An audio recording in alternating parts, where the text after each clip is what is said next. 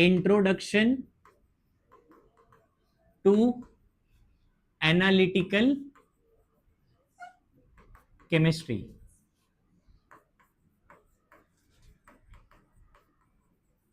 देखो एनालिटिकल मतलब क्या होता है, एनालिसिस होता है ना। ये जो वर्ड आया है एनालिटिकल, इसका मतलब क्या है, एनालिसिस होता है। ये एनालिसिस, किसी भी चीज का एनालिसिस करना। अभी जैसे फॉर एग्जांपल आपका ब्लड का सैंपल है, उसका एनालिसिस होता है। जैसे अपन बीमार पड़ गए तो डॉक्टर बोलता है ना कि भाई ब्लड चेक करवाओ, तो वो जो एनालिसिस है वो पूरा एनालिटिकल केमिस्ट्री में आता है। बिकॉज ब्लड वो कैसे, वो सारा ब्लड का पैरामीटर कहाँ से आता है, उनके पास मशीन होता है, पता है ना तुमको। पैथोलॉजी वाले लैब जो होती है उनके पास बड़े बड़े मशीन्स होते हैं, तो वो क्या करते हैं, वो आपका ब्लड का सैंपल उसमें डाल देते हैं, है ना। और वो सारा मशीन क्या करता है, उसको एनालाइज करता है एंड देन सब बताता है, WBC कितना है, RBC कितना है, प्लेटलेट कितना है ना, सब कुछ बता देता है। तो ऐसे ही हर एक केमिकल सब्सटेंस का analysis, that is called as analytical chemistry. तो हम लोग है ना एनालिटिकल केमिस्ट्री का सबसे पहले डेफिनेशन समझते हैं, जो आपके टेक्स्ट बुक के पेज नंबर 13 पे लिखा हुआ है, येलो कलर का एक बॉक्स है, देखो मिला सबको, मिला कि नहीं मिला। That is the definition. क्या बोला डेफिनेशन में, हाँ, it is a branch which deals with the study of क्या, सबसे पहला उन्होंने बोला कि भाई it deals with the study of what,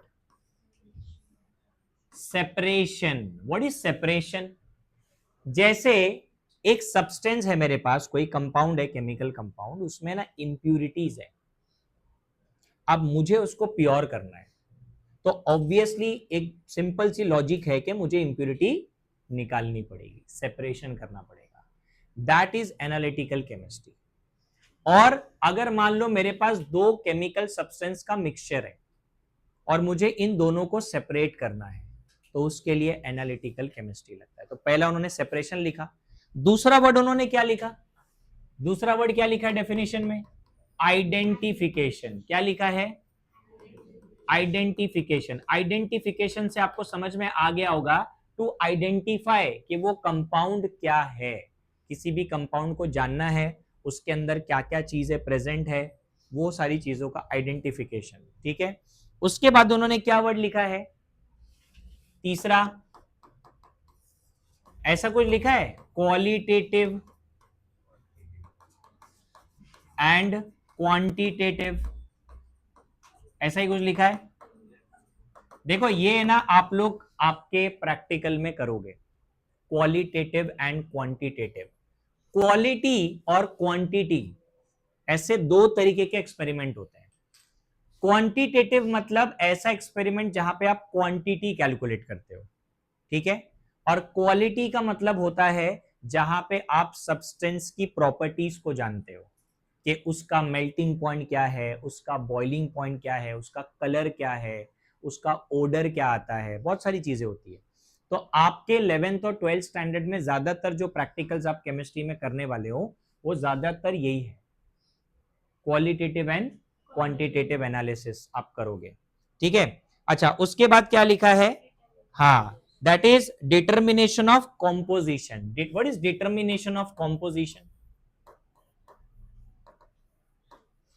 determination of composition. What is mean by composition, composition मतलब क्या, देखो आपका जो भी सब्सटेंस बनता है, कोई भी सब्सटेंस, अभी जैसे मीथेन सबको मालूम है, मीथेन का फॉर्मूला क्या है, CH4।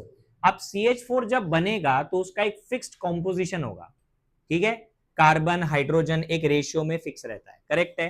तो वो कॉम्पोजिशन को डिटरमाइन करना, तो अभी जैसे अगर अपन कोई भी चीज बनाते हैं, ठीक है, फॉर एग्जाम्पल हम लोग सोप बना रहे हैं, तो सोप बनाने का एक कॉम्पोजिशन है, क्या ऐसे कुछ भी मिक्स करके सोप बनता है क्या, नहीं। कोई भी चीज जब बनती है तो उसका एक कॉम्पोजिशन मतलब एक फिक्स चीजें होती है कि भाई ये इतना डालेंगे, ये इतना डालेंगे, ये इतना डालेंगे, तब जाके सोप बनेगा।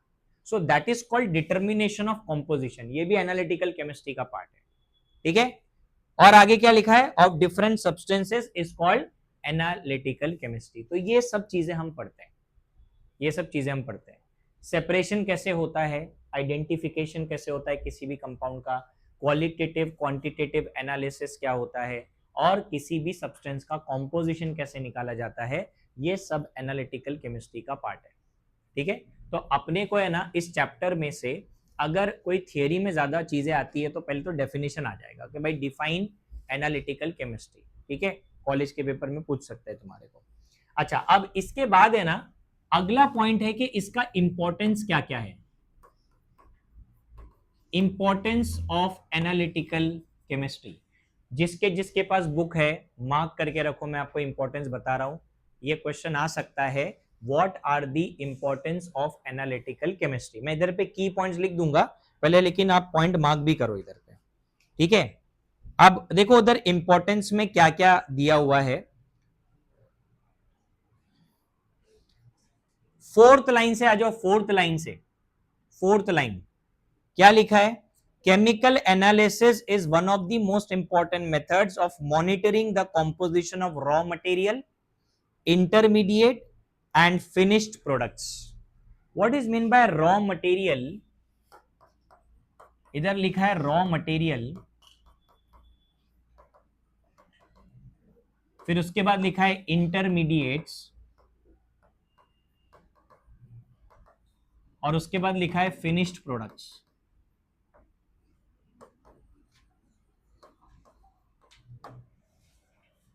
देखो, जब भी हम किसी भी चीज का एनालिसिस करते हैं, केमिकल का एनालिसिस, तो पहले रॉ मटेरियल के बारे में पढ़ा जाता है। व्हाट इज रॉ मटेरियल, जिससे आप किसी चीज को बनाने की शुरुआत कर रहे हो, that is called raw material. क्या क्या रॉ मटेरियल लगेगा, ठीक है। उसके बाद इंटरमीडिएट्स, इंटरमीडिएट्स मतलब क्या, इस चीज को भी ध्यान में रखा जाता है कि अभी मैंने शुरू किया किसी सब्सटेंस को बनाना, तो मैंने एक रॉ मटेरियल लिया, उसको जब प्रोडक्ट में कन्वर्ट करने के लिए मैं जाऊंगा, तो ऐसा बहुत बार होता है कि प्रोडक्ट बनने से पहले रिएक्शन में कुछ अनवांटेड सब्सटेंस भी बनते हैं जो हमारे प्रोडक्ट का पार्ट नहीं होता, उनको इंटरमीडिएट्स बोलते हैं। इंटरमीडिएट मतलब ना वो रिएक्टेंट होता है और ना ही वो प्रोडक्ट होता है, उसको इंटरमीडिएट बोलते हैं, वो भी बनता है रिएक्शन के बीच में। और फिनिश्ड प्रोडक्ट मतलब क्या, जो आपका फाइनल प्रोडक्ट है। तो आपको तीनों चीजों का एनालाइज करना पड़ता है। क्यों, क्योंकि आपको पता कैसे चलेगा फिर कि उस रिएक्शन में एक्चुअली हुआ क्या, क्योंकि आपको यह भी जानना है कि आपने शुरू किससे किया, आपको यह भी जानना है कि रिएक्शन के बीच में कौन से सब्सटेंस बने, जिस विच इज कॉल्ड इंटरमीडिएट, और फिर आपको यह भी जानना है कि फाइनली जो प्रोडक्ट बना वो क्या है। बिकॉज आप पूरा एनालिसिस कर रहे हो ना, अभी आपको खाली शुरू से और लास्ट से मतलब नहीं होना चाहिए। Chemistry is all about this, इसको मैकेनिज्म बोलते हैं। मतलब किसी भी रिएक्शन को, किसी भी चीज को डिटेल में समझना है तो हमारे को हर एक चीज को एनालाइज करना पड़ता है कि आपने शुरू किससे किया, आपने बनाया क्या, और जब आपने रिएक्टेंट टू प्रोडक्ट किसी चीज को कन्वर्ट किया तो बीच में कौन सी चीजें ऐसी बनी जो हमारे को भी नहीं पता था कि बन सकती थी, दैट इज कॉल्ड इंटरमीडिएट। ठीक है, ये होता है। मार्क किया उतना सबने, हाँ उसके आगे भी मार्क करो, फिनिश प्रोडक्ट के आगे, and also the composition of air in street and premises of industrial plant. What is this composition of air in street and premises of industrial plant. देखो तुम MIDC तो सबको पता है ना, ये MIDC इंडस्ट्रियल एरिया, वहां पे है ना एयर का क्वालिटी बहुत रेगुलरली और बहुत फ्रीक्वेंटली चेक किया जाता है। अब क्यों किया जाता होगा, सोचो क्यों किया जाता होगा। इंडस्ट्रियल एरिया में पोल्यूशन ज्यादा होता है, ये सबको मालूम है ना। ऐसी बहुत सारी कंपनीज होती है जिनके वो चिमनीज जो होती है उनकी वहां से डेंजरस और हैजार्डस गैसेस वो रिलीज करते हैं, तो बहुत ज्यादा चांसेस हो जाते हैं एयर क्वालिटी को क्या डिस्ट्रॉय करने की। तो अगर आप नॉर्मल ऐसी जगह रहते हो जहां पे MIDC वगैरह नहीं है, वहां पे आप ये पाओगे कि वहां पे थोड़ा सा एयर क्वालिटी बेटर होता है, ठीक है। लेकिन जहां पे MIDC वगैरह होता है वहां पे एयर क्वालिटी बहुत खराब होता है, जिससे लोग बीमार भी पड़ते हैं। तो बेसिकली एयर के कॉम्पोजिशन को जानना कि नॉर्मल स्ट्रीट पे एयर का कॉम्पोजिशन क्या है, उसमें कौन से पोल्यूटेंट प्रेजेंट है। पोल्यूटेंट पता कैसे चलेगा, एनालिसिस करोगे ना आप, आपको थोड़ी मालूम है कि एयर में कितना % पोल्यूटेंट कौन सा वाला है, नहीं मालूम है आपको। So you have to take the sample of air and you have to analyse it. फिर वो इंडस्ट्री में वो सैंपल जाएगा एयर का, फिर उसको एनालाइज करेंगे, फिर पता चलेगा कि अच्छा आज है ना एयर में इतना % पोल्यूटेंट प्रेजेंट, फिर वो डिक्लेयर होता है कि भाई एयर क्वालिटी इतना हो गया। समझ में आया? तो ये सारी चीजें क्या है, एनालिसिस है, इसको एनालिसिस बोलते हैं। ये किया सबने? तो पहला इंपॉर्टेंस समझ में आया? क्या है पहला इंपॉर्टेंस एनालिटिकल केमिस्ट्री का? हम लोग रॉ मटेरियल को एनालाइज करते हैं, हम लोग फिनिश प्रोडक्ट को एनालाइज करते हैं, और फिर हम लोग इंटरमीडिएट्स को एनालाइज करते हैं, एंड देन एयर क्वालिटी वगैरह को भी मेजर कर सकते हैं। और भी इंपॉर्टेंस है उसका, नेक्स्ट लाइन में ही है। इन एग्रीकल्चर, अब एग्रीकल्चर में क्या यूज होता है, देखो लिखा है, वो भी मार्क करके रखो। Chemical analysis is used to determine the composition of soil and fertiliser. अरे बहुत इंपॉर्टेंट है ये। जो लोग खेती करते हैं, अभी क्या है, जो एकदम पुराने लोग हैं ना, उनके पास बहुत एक्सपीरियंस है एग्रीकल्चर करने का, नए लोग के पास नहीं है। वो लोग कितना भी फर्टिलाइजर डाल देंगे अंदर और सॉइल को बर्बाद कर देंगे। तुमको पता है ये सॉइल जो है उसका एक पर्टिकुलर पीएच होता है, पीएच पता है ना? पीएच पता है कि नहीं? पीएच क्या होता है? पीएच क्या डिसाइड करता है? हाँ, एसिडिक, बेसिक और न्यूट्रल, है ना? तो एक अच्छी फर्टाइल सॉइल का जो पीएच है वो एक्चुअल में स्लाइटली एसिडिक होता है, ठीक है? 6 to 7.5 के रेंज में होना चाहिए। तो तुम सबको पता है कि फर्टिलाइजर ऐड किया जाता है आजकल खेत में, क्यों? फर्टिलाइजर क्या करता है? हाँ, जो आपका क्रॉप है उसका जो ग्रोथ है ना वो और बेटर कर देता है फर्टिलाइजर। बट फर्टिलाइजर जो डाला जाता है उसका भी एक फिक्स्ड क्वांटिटी है कि भाई इतना ही डालना है ना? हद से ज्यादा तो नहीं डाल सकते। तो एनालिटिकल केमिस्ट्री अपने को ये हेल्प करता है बताने के लिए कि कौन से सॉइल का क्या कॉम्पोजिशन है, और उस सॉइल में जो फर्टिलाइजर डाला जाएगा वो कौन सा डाला जाएगा और कितना डाला जाएगा। ये सब एनालिसिस से पता चलता है। हम रैंडमली दाल में जैसा नमक डालते हैं ना अंदाजे से, वैसा नहीं डाल सकते। बिकॉज फिर क्या होगा, अगर आपने क्योंकि आजकल के जो फर्टिलाइजर है वो केमिकल फर्टिलाइजर है। पहले लोग क्या यूज कर सकते थे, पहले लोग क्या यूज करते थे, मैन्योर, काउ डंग, वो सब यूज करते थे, प्योर ऑर्गेनिक। अभी ऑर्गेनिक थोड़ी है, अभी तो केमिकल डाल रहे हैं। तब केमिकल जो है वो आपके सॉइल को बर्बाद कर सकता है। अभी इतना तो बेसिक सबने स्कूल में पढ़ा होगा कि आपके सॉइल के अंदर अर्थवर्म होता है ना? वो अर्थवर्म जो है वो एक्चुअल में फार्मर का फ्रेंड है, क्योंकि वो अच्छा है। वो सॉइल के अंदर क्या क्रिएट करता है, होल्स क्रिएट करता है, क्योंकि उसको डीप अंदर रहना रहता है। उसके वजह से क्या हो जाता है, जब पानी वगैरह डालते तो पानी अंदर तक जाता है। तो वो सब अच्छी चीजें होती है फार्मर के लिए। अगर आपने ज्यादा फर्टिलाइजर डाला तो अर्थवर्म मरेगा कि नहीं मरेगा? अब वो तो आपके सॉइल के लिए जरूरी था, लेकिन आपने एक्सेस केमिकल डाला तो बेचारे की जान ले ली, उसकी जान तो गई और ऊपर से सॉइल की फर्टिलिटी भी चली गई, है ना? तो इसीलिए ये सब एनालिसिस में क्या लगता है, एनालिटिकल केमिस्ट्री लगता है। उसके आगे एक और यूज है उसका, देखो, in medicine to determine the composition of medicinal preparation. कभी भी मेडिसिन के पीछे आप देखते हो तो उधर इंग्रेडिएंट लिखा होता है सारा? कभी नहीं देखा? अबे साइंस स्टूडेंट हो तुम, तुम्हारे अंदर क्यूरियोसिटी होनी चाहिए जानने की। नहीं देखा है ना, अब अगली बार देखना। जब किसी भी टैबलेट के पीछे या किसी सिरप की बोतल के पीछे आप देखोगे तो उसमें लिखा होता है कौन सा ingredient, that is called chemical composition of medicine. ऐसा परसेंटेज लिखा होता है, 0.25% ये है, 0.5% ये है ना, लिखा होता है। बेटा ये कैसे पता चला, ये किसने बताया हमारे को? ये एनालिटिकल केमिस्ट्री से पता चला है। बिकॉज जब वो मेडिसिन बना, तब वो पूरा मेडिसिन जब तैयार होके आया तो उसको टेस्ट किया जाता है। इस चीज के लिए टेस्ट किया जाता है कि हमने जो कॉम्पोजिशन से इसको बनाया था क्या वो एग्जैक्टली वैसा ही है या फिर वो चेंज हो गया। समझ में आया कि नहीं आया? तो वो जो क्वांटिटी है ना मेडिसिन, जिसको अपन ड्रग बोलते हैं, अभी ड्रग मतलब वो ड्रग नहीं होता है, ड्रग मतलब मेडिसिन को भी ड्रग ही बोलते हैं अपन।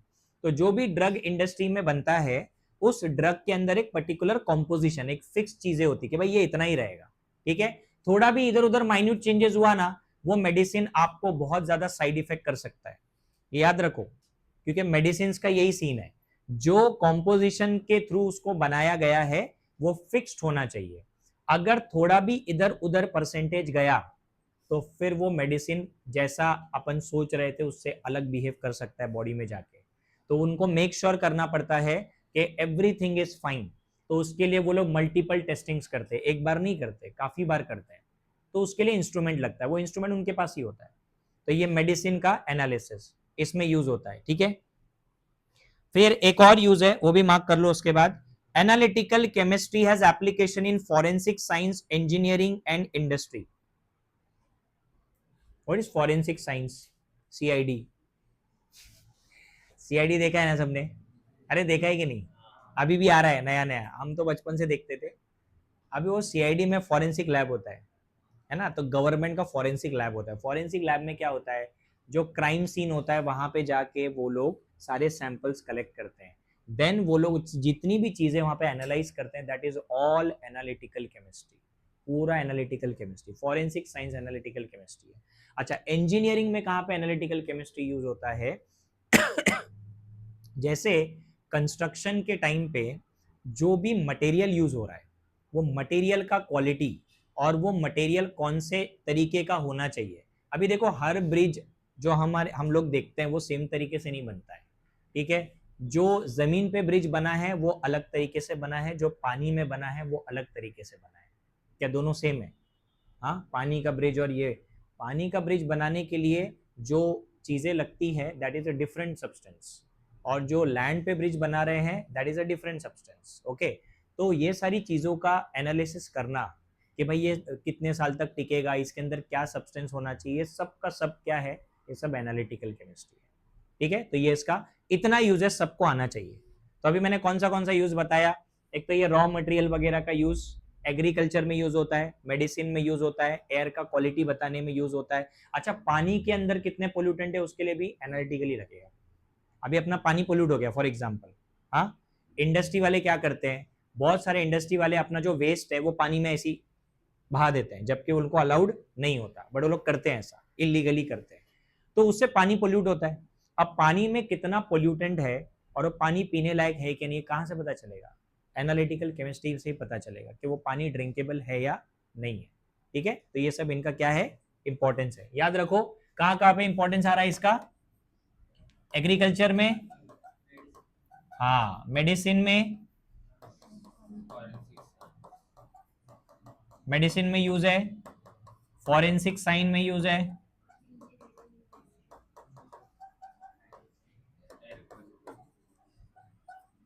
इंजीनियरिंग में, इंडस्ट्री में, ठीक है, एयर पोल्यूशन वगैरह को एनालाइज करने में, हर जगह पे ये काम आता है एनालिटिकल केमिस्ट्री। ओके, चलो अभी नेक्स्ट चीज पे जाते हैं हम लोग, नेक्स्ट पॉइंट पे। उसका नाम है एनालिसिस। अब ये तुम्हारे काम का है थोड़ा सा, क्योंकि ये तुम है ना कॉलेज में करने वाले हो। प्रैक्टिकल जब करोगे ना कॉलेज में जाके, तो वहां पे एनालिसिस करना पड़ेगा, ठीक है।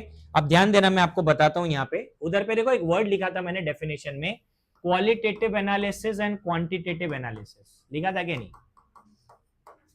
क्वालिटेटिव एंड क्वांटिटेटिव, ठीक है। तो मैं आपको ऐसी दो एक्सपेरिमेंट बताता हूं जो आप लोग करने वाले हो, जो आप लोग अपने 11th-12th में करने वाले हो। क्वालिटेटिव एनालिसिस में आप लोग करने वाले हो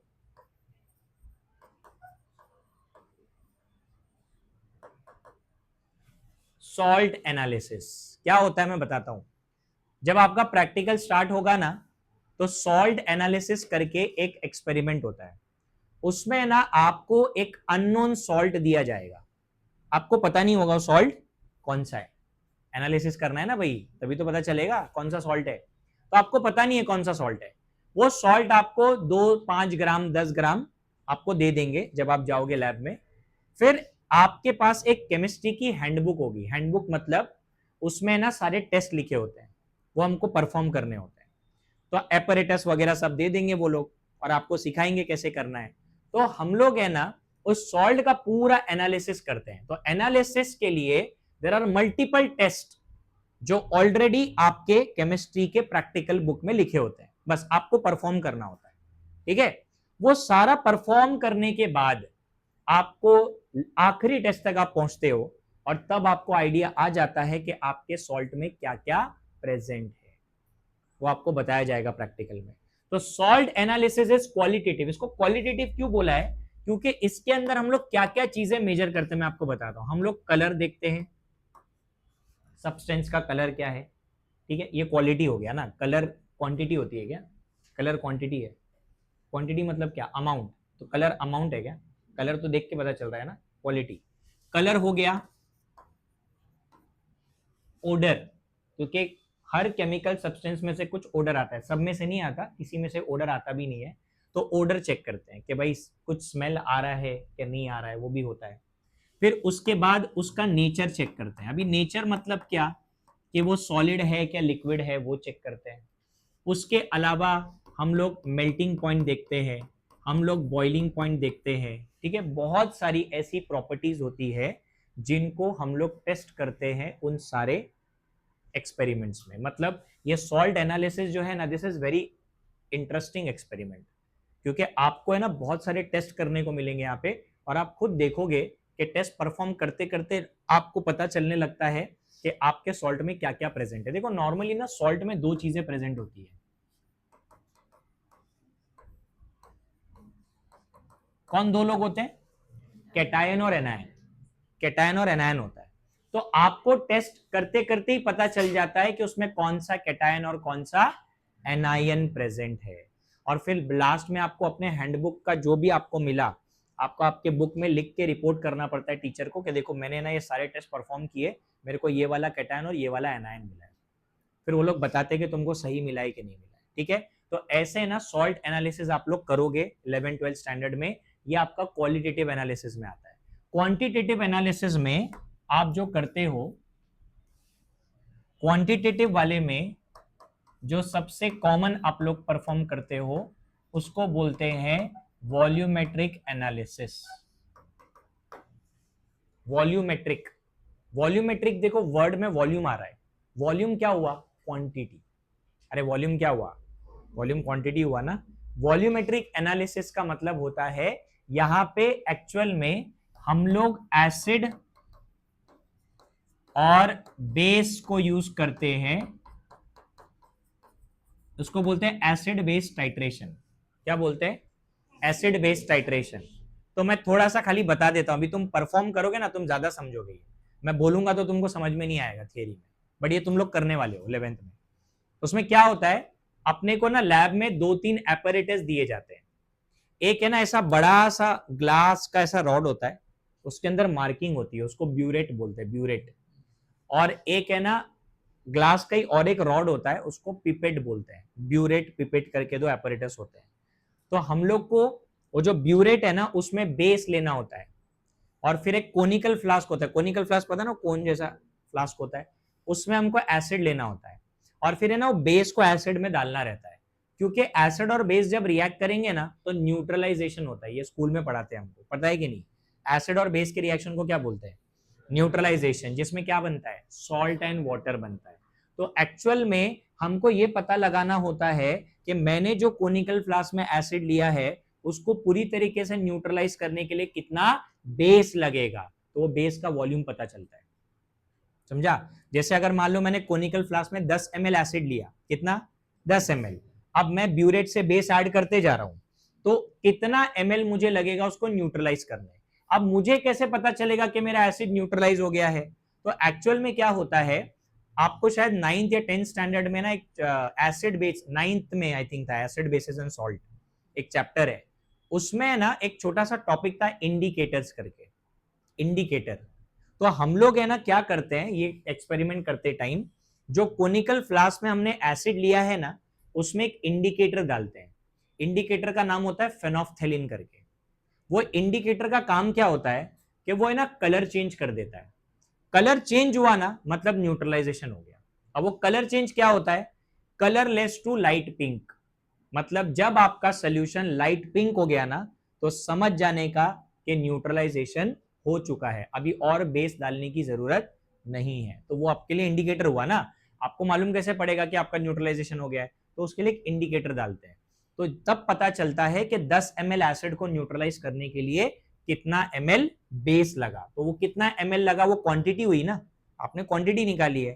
तो ये भी आपको सिखाया जाएगा आपके 11-12 स्टैंडर्ड में। ये दो एक्सपेरिमेंट आप लोग सबसे ज्यादा करोगे। ठीक है। सॉल्ट एनालिसिस में आपको 4-5 सॉल्ट करवाएंगे, और वॉल्यूमेट्रिक में भी आपको 1, 2, 3 या 4, डिपेंड करता है हर कॉलेज पे, कोई 2 ही करवाता है, कोई 4 करवाता है। तो ये वॉल्यूमेट्रिक और ये, इसको बोलते हैं क्वांटिटेटिव एनालिसिस, और इसको क्या बोलते हैं, क्वालिटेटिव एनालिसिस होता है। ठीक है, तो मैं एक पॉइंट बताता हूं, उसको मार्क करो आप लोग।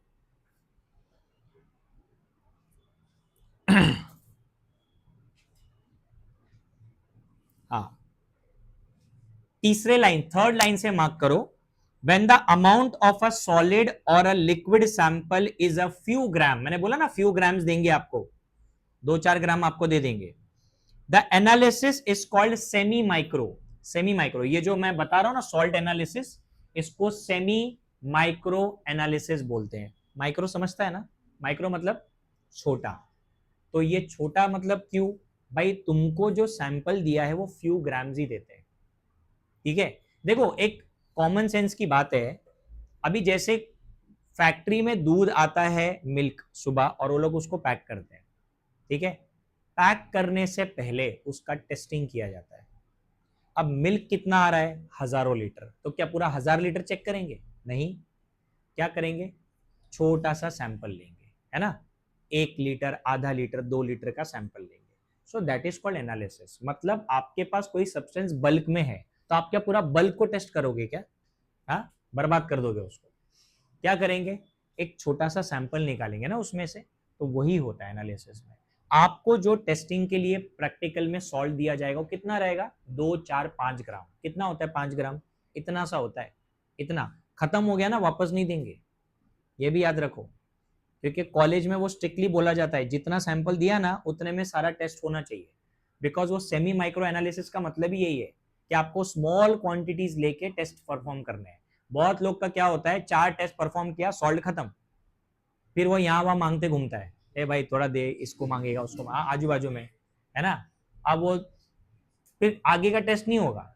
तो इसीलिए हम लोग को एनालिसिस में हमेशा स्मॉल सैंपल्स दिए जाते हैं। ठीक है, हाँ वो मार्क किया सबने।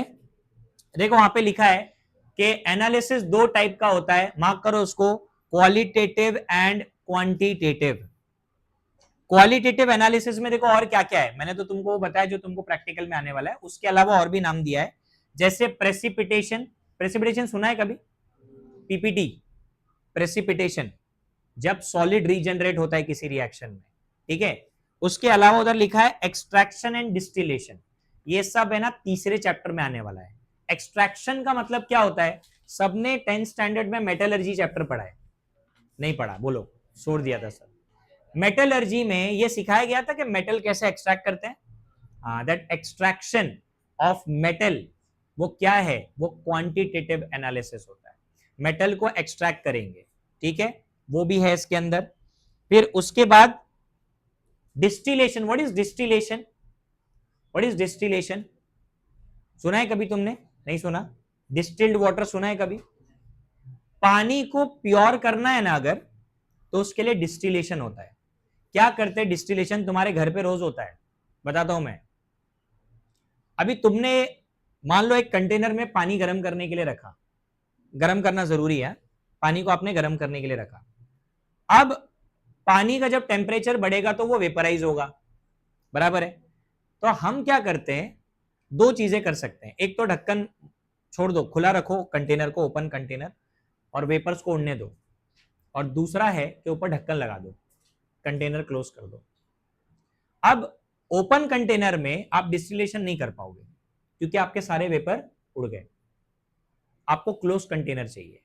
क्लोज कंटेनर से क्या होगा, आपका वेपर जो है वो जाके ऐसे कंटेनर को टकराएगा, बाहर निकलेगा क्या, नहीं टकराएगा, बराबर है। आपने फिर क्या किया, पानी गर्म किया, बॉईल किया, गैस बंद कर दिया, छोड़ दिया।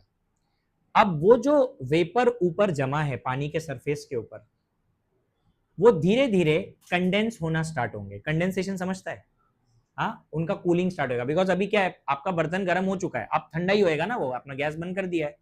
तो आफ्टर सर्टेन टाइम, आधा 1 घंटे के बाद, आप ये देखते हो कि उस ढक्कन पे पानी के ड्रॉपलेट है कि नहीं है, उसको डिस्टिल वाटर ही बोलते हैं, और वो प्योर वाटर होता है।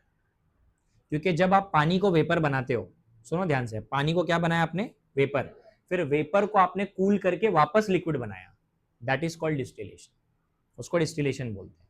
ठीक है, तो इससे पानी क्या हो जाता है, प्योर हो जाता है, पानी प्योर होता है।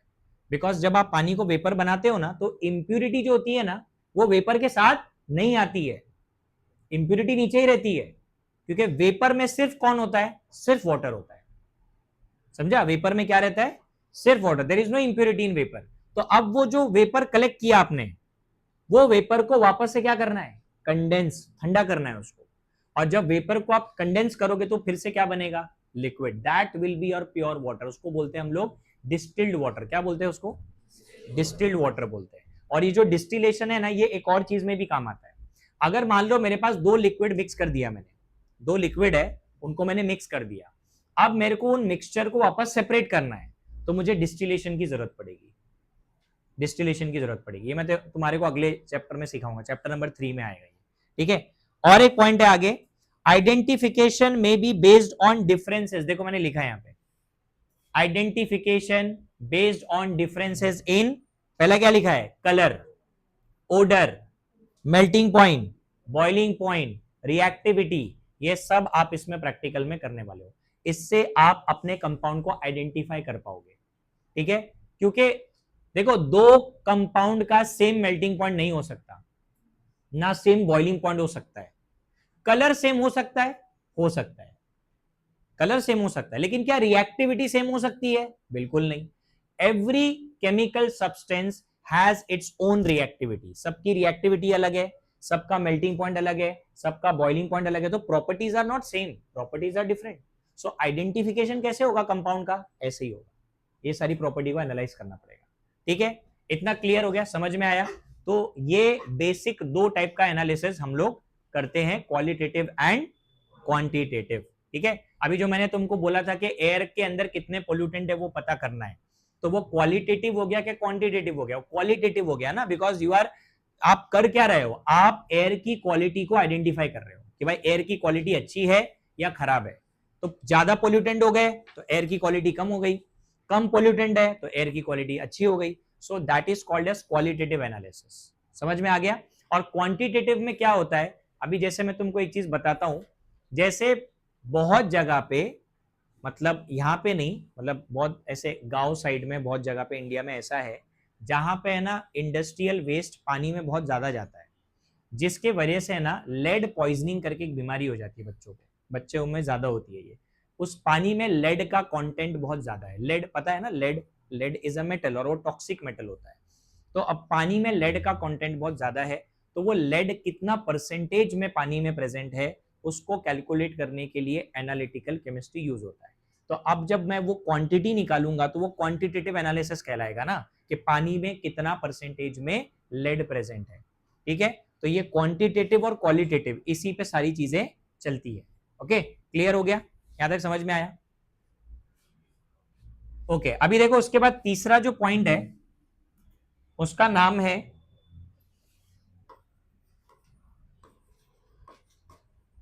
Chemical methods. कौन से मेथड है ऑफ क्वालिटेटिव एनालिसिस।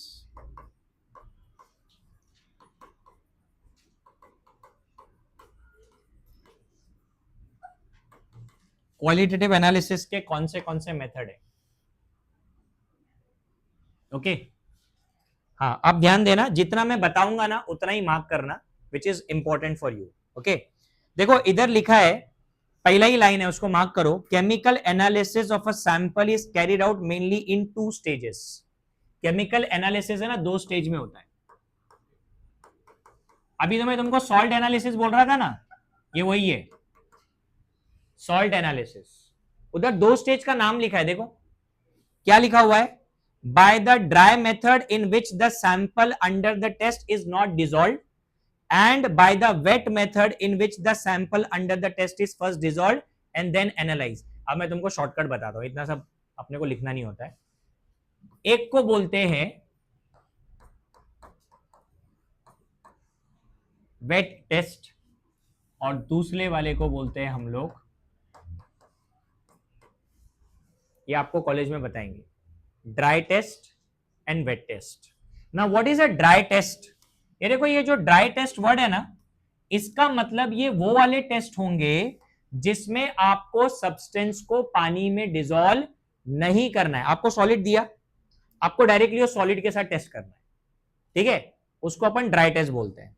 और जब उन्होंने वेट टेस्ट बोला ना, तो वेट टेस्ट में आपको सैंपल को पानी में डिसॉल्व करना पड़ेगा पहले, मतलब इसका सोल्यूशन बनाना पड़ेगा, ठीक है।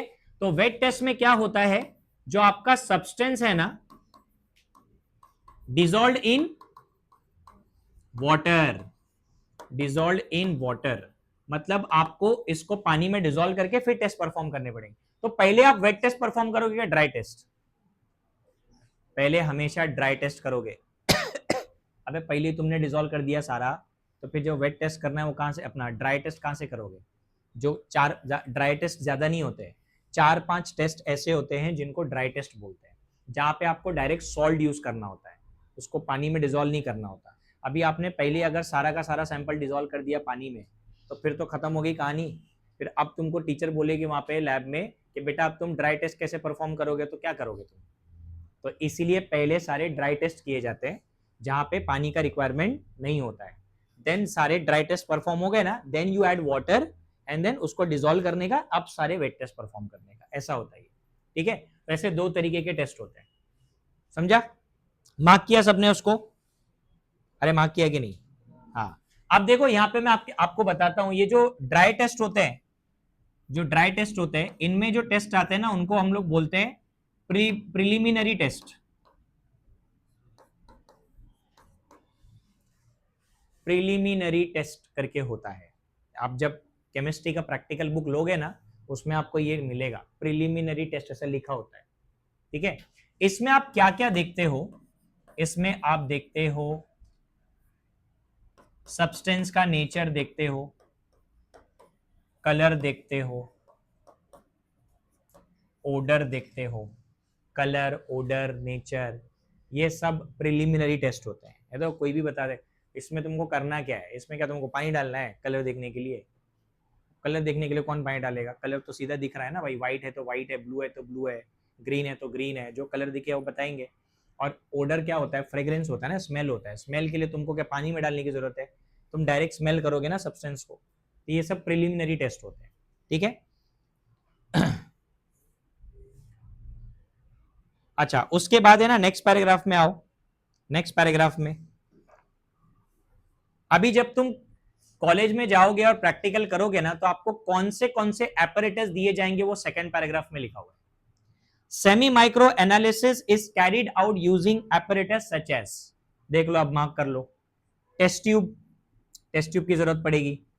दूसरा बीकर, बीकर पता है ना, ऐसा सिलेंड्रिकल होता है। इवेपोरेटिंग डिश, एक डिश होती है, उसको इवेपोरेटिंग डिश बोलते हैं। अगर किसी सब्सटेंस में पानी प्रेजेंट है और आपको पानी को इवेपोरेट करना है, तो वो डिश में डाल के फिर उसको गर्म करना होता है, ठीक है। उसके बाद लिखा है क्रूसिबल। क्रूसिबल एक चीज होती है जो आपको यूज नहीं होती, अभी जाने दो, आपको पता भी नहीं चलेगा वो, क्योंकि आपके लेवल पे नहीं है, ठीक है। उसके बाद एक होता है स्पॉट प्लेट। स्पॉट प्लेट क्या होता है? बेसिकली अपन जब वो वॉल्यूमेट्रिक एनालिसिस बोल रहा था ना मैं, करते हैं, पिंक कलर आता है, तो है ना, एक व्हाइट कलर का टाइल होता है, वो हम लोग ऐसे बैकग्राउंड में रखते हैं ताकि हमको कलर चेंज नजर आए, उसको स्पॉट प्लेट बोलते हैं। वो आपको देंगे वो लोग वहां पे, ठीक है। और उसके बाद लिखा है वॉच ग्लास। वॉच ग्लास क्या होता है? बेसिकली ऐसा एक ग्लास होता है, सैंपल उसी पे दिया जाता है, ठीक है। ग्लास का एक ऐसा पीस होता है राउंड वाला, जो भी सैंपल देंगे वो वॉच ग्लास पे आपको डाल के देंगे। आप प्रैक्टिकल में जाओगे ना, तो आपको जब भी टीचर्स सैंपल देंगे, आपको बोलेंगे वॉच ग्लास लेके आओ, तो वॉच ग्लास लेके जाने का, वो लोग उस पर सैंपल देते हैं, वो ग्लास का बना होता है पूरा, ठीक है। फिर उसके बाद एक लिखा है वायर गॉज। वायर गॉज क्या होता है? एक्चुअली हमारे लैब में है ना बर्नर होते हैं, क्योंकि बहुत सारे ऐसे टेस्ट होते हैं जहां पे अपने को चीजों को गर्म करना पड़ता है। तो बर्नर होता है, तो बर्नर के ऊपर एक स्टैंड होता है, उसको बोलते हैं ट्राइपॉड स्टैंड। कभी देखा है क्या तुमने? एक स्टैंड लगा होता है, ट्राइपॉड स्टैंड बोलते हैं उसको। तो अब उस ट्राइपॉड स्टैंड के ऊपर ऐसा स्क्वायर शेप में एक वायर गॉज होता है। वायर गॉज बेसिकली क्या करता है? आपके जो एपरेटस है ना, उसको डायरेक्ट फ्लेम से बचाता है। मतलब हमारे को, अभी मेरे को बीकर है ना, फॉर एग्जांपल मेरे को बीकर के अंदर कोई चीज है, मेरे को उसको गर्म करना है, तो मैं क्या डायरेक्ट बर्नर पे रख दूं उसको? हाँ, बर्नर पे रखेंगे नहीं, बर्नर के ऊपर स्टैंड होता है, स्टैंड के ऊपर वो वायर गॉज होता है, वायर से बना होता है एक्चुअली, वो रखते हैं, उसके ऊपर बीकर रखते हैं। क्योंकि हमारा सारा एपरेटस ग्लास का है, वो डायरेक्ट फ्लेम के कांटेक्ट में अगर आया तो क्रैक हो जाएगा, समझा। वैसे ऐसा नहीं होता एक्चुअली, हमारा जो एपरेटस होता है नॉर्मल ग्लास का नहीं होता है, उसको बोरोसिलिकेट बोलते हैं, वो अलग मटेरियल से बना होता है, बट फिर भी बहुत सारे ग्लास ऐसे होते हैं जो ज्यादा गर्म करने से क्रैक हो जाते हैं, तो इसीलिए हम लोग वो वायर गॉस के ऊपर फिर उसको रख के फिर गर्म करते हैं, ठीक है। उसके बाद और क्या लिखा है, water bath. Water bath basically क्या होता है, एक बर्तन है, एक पतीला देंगे तुमको, ठीक है। वाटर बाथ का मतलब ये होता है कि कभी कभी कुछ एक्सपेरिमेंट्स में अगर किसी चीज को गर्म करना है तो डायरेक्ट बर्नर पे उसको नहीं रखते। जैसे एक एग्जांपल बताता हूं, अल्कोहल है ना, अल्कोहल, अल्कोहल्स जो होते हैं they are highly flammable substance, अगर वो डायरेक्ट आग के कांटेक्ट में आया ना इट विल कैच फायर। तो ऐसी चीजों को अगर हीट करना है ना तो एक वाटर बाथ, एक पतीला रहता है, उसमें पानी डालते हैं हम और फिर उसके अंदर बीकर रखते हैं, तो पानी गर्म होगा तो बीकर भी गर्म होगा, तो वैसा पॉसिबल है। अगर डायरेक्ट फ्लेम के कांटेक्ट में आया तो आग लग सकती है लैब में। तो ऐसी चीजें जो हम लोग को डायरेक्ट गर्म करने से मना किया गया है बर्नर के ऊपर, उनको गर्म करने के लिए वाटर बाथ यूज होता है, ठीक है। वो भी आपको दिया जाएगा। फिर एक और चीज लिखी हुई है, बर्नर। बर्नर तो ऑलरेडी आपके लैब में रखा होता है। एक होता है ब्लो पाइप। ब्लो पाइप ऐसा पेन जैसा होता है, ठीक है, वो एक टेस्ट होता है हमारे को प्रैक्टिकल में, उसके लिए लगता है, छोटा सा ऐसा पाइप होता है, और जैसा अभी अपनी फ्लेम तो ऐसे जाती है ना, बराबर है, तो अगर आपको फ्लेम को किसी एक साइड में फोकस करना है तो वो पाइप में से ऐसे फूकने का, तो वो एयर के वजह से ना फ्लेम एक डायरेक्शन में जाती है, ठीक है। तो वो आपको बताएंगे, सिखाएंगे वो कैसे यूज करते हैं। फिर उसके बाद एक और लिखा हुआ है वहां पे, pair of tongs. Pair of tongs देखा है किसी ने? अब तुम जो अपना टेस्ट ट्यूब है या कोई भी जो ग्लास का एपरेटस है, जब उसको उठाओगे तो हाथ से नहीं उठाया जाता है, पेयर ऑफ टोंग्स होता है, जैसे अपना सीजर होता है ना वैसे पेयर ऑफ टोंग, हाँ, वो पकड़ के ऐसे उठाना रहता है उसको, वो आपको दिया जाए, क्योंकि आपका कभी कभी आपने किसी चीज को बर्नर पे रखा था, वो गर्म है, आप उसको हाथ से उठाओगे? बिल्कुल नहीं। तो इसीलिए अपने को पेयर ऑफ टोंग्स दिया जाता है ताकि हम सारे एपरेटस को उससे पकड़ के यूज करें। और लास्ट में लिखा हुआ है आपका सेंट्रीफ्यूज, ये भी आपको काम नहीं आने वाला। सेंट्रीफ्यूज एक्चुअली एक प्रोसेस होता है जिसमें अपन है ना, वो प्रेसिपिटेशन वर्ड आया था ना अभी, प्रेसिपिटेशन, प्रेसिपिटेट को हम लिक्विड से सेपरेट करते हैं, तो उसको सेंट्रीफ्यूज बोलते हैं, बट वो आपके सिलेबस में नहीं है 11th-12th में, वो डिग्री लेवल पे आता है। तो जो बेसिक एपरेटस है ना वो यही है, आपको बीकर दे देंगे, आपको टेस्ट ट्यूब दे देंगे, आपको वो ब्लो पाइप दे देंगे, बर्नर रहेगा, इवेपोरेटिंग डिश रहेगी, वॉच ग्लास रहेगा, इवन आपको थर्मोमीटर भी देते हैं, क्योंकि जब आप ये चीजें कैलकुलेट करते हो ना, अभी आप मेल्टिंग पॉइंट बॉइलिंग पॉइंट निकालोगे तो आपको पता कैसे चलेगा मेल्टिंग पॉइंट आ गया बॉइलिंग पॉइंट आ गया, क्या चाहिए उसके लिए? थर्मोमीटर चाहिए ना, टेम्परेचर मेजर करने के लिए, वो भी आपको दिया जाएगा। तो ये सारे एपरेटस की हमको रिक्वायरमेंट होती है जब हम ये एनालिसिस करते हैं, ठीक है। तो आपको कॉलेज में ये सब मिलेगा, और अपने को खाली एक ही चीज बाहर से खरीदनी पड़ती है, वो यहाँ पे लिखा भी नहीं है, उसको बोलते हैं प्लैटिनम वायर। प्लैटिनम वायर बोलते हैं उसको। एक्चुअली प्लैटिनम वायर बहुत महंगी आती है, तो असल प्लैटिनम कोई नहीं बेचता इधर दुकान वाले, वो लोखंड का ही रहता है, आयन का रहता है, प्लैटिनम वायर बोल के बेचते हैं। एक टेस्ट होता है हमारे लिए केमिस्ट्री में, उसको बोलते ही हम लोग के अपना फ्लेम टेस्ट, और एक होता है बोरेक्स बीट टेस्ट, ऐसे दो टेस्ट होते हैं। उन टेस्ट में वो प्लैटिनम वायर की जरूरत पड़ती है, तो वो आपको खरीदने बोलेंगे कॉलेज वाले, वो आपको बाहर से खरीदना पड़ेगा, बाकी सारी चीजें आपको प्रैक्टिकल में कॉलेज वाले ही दे देंगे।